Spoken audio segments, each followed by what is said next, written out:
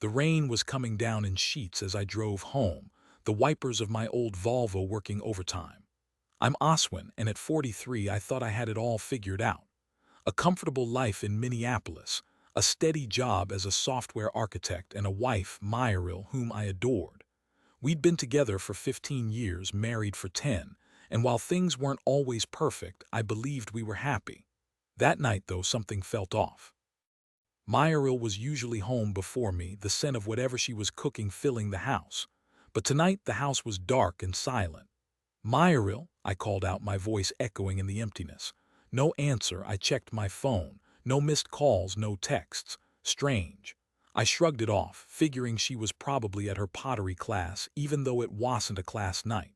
She'd been throwing herself into it lately, a new passion that I encouraged.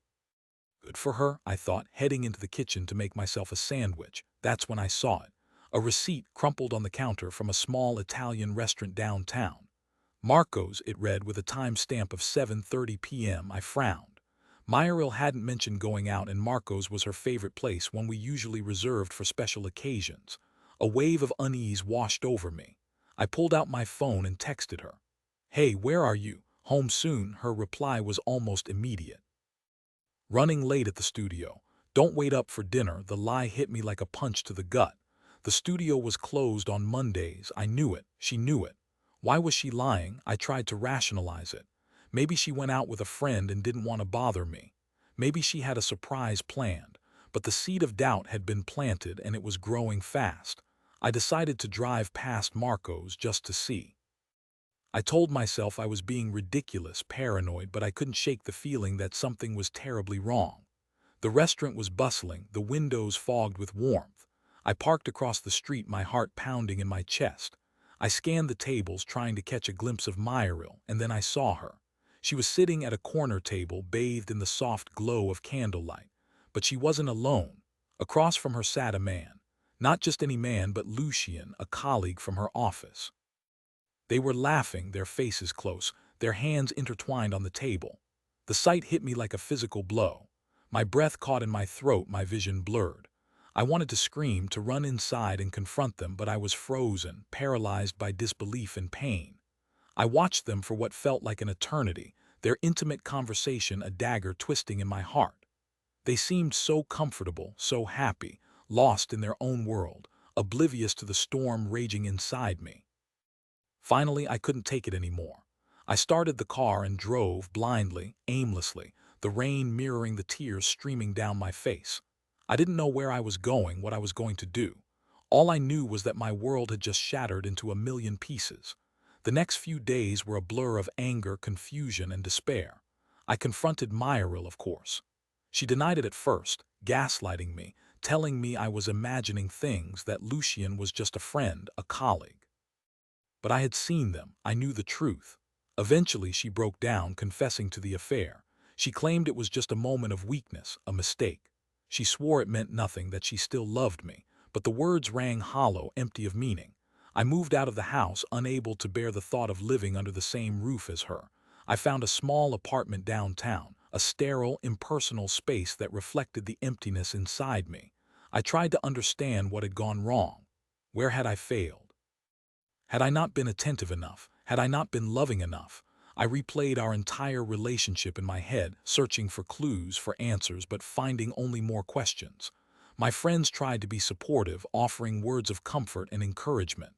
"You're better off without her," they said. "She wasn't worth it." But their words did little to ease the pain. It felt like a part of me had died, a part of me that I would never get back. One evening, a few weeks after the separation, I received a call from an unknown number. I almost didn't answer it, but something told me to pick up. "Hello," I said, my voice hoarse. "Is this Oswin?" a woman's voice asked. "Yes, speaking. My name is Solenne. I'm Lucian's wife." Her words hit me like a thunderbolt. Lucian was married. I had no idea. Mireille hadn't said a word. "I know about the affair," Solenne continued, her voice trembling. "I found out a few days ago. I'm devastated." I didn't know what to say. I was still reeling from the shock of her revelation. I'm sorry," I stammered. "I didn't know he's done this before," Solène said, her voice filled with anger and pain. "He's a serial cheater. He preys on vulnerable women." Her words resonated with me. Mireille had been vulnerable, lost, searching for something she couldn't find in our marriage. And Lucian had taken advantage of that, exploiting her weakness for his own selfish desires. Solenne and I talked for hours that night, sharing our stories, our pain, our anger. We discovered that Lucian had been using company funds for lavish dinners and gifts for Mireille, a fact that had been conveniently left out of Mireille's confession. We decided to work together to expose him, to make sure he couldn't hurt anyone else. We gathered evidence, meticulously documenting Lucian's fraudulent activities. We contacted the company's HR department, presenting them with our findings. They launched an internal investigation, and within days, Lucian was fired. But that wasn't enough. We wanted him to face legal consequences for his actions. We contacted the authorities, providing them with the evidence we had collected. After a lengthy investigation, Lucian was charged with embezzlement and fraud. The trial was a media circus. Lucian tried to deny the charges, but the evidence was overwhelming. He was found guilty on all counts and sentenced to several years in prison. Mireille was devastated by Lucian's downfall. She lost her job, her friends, her reputation. She tried to reach out to me, begging for forgiveness, but I couldn't bring myself to forgive her. The pain was still too raw, the betrayal too deep. I focused on rebuilding my life, piece by piece. I threw myself into my work, spending long hours at the office. I started exercising again, trying to regain my physical and mental strength. I reconnected with old friends, forging new bonds and rediscovering the joy of life. One day, I received a letter from Solenne. She had moved to California, started a new job, and was finally finding happiness again. She thanked me for my help, for my support, for being there for her during the darkest time of her life. I smiled, a genuine smile, the first I had felt in a long time. I realized that I had survived. I had emerged from the ashes of betrayal stronger and wiser than before. I had learned that forgiveness is possible but not always necessary.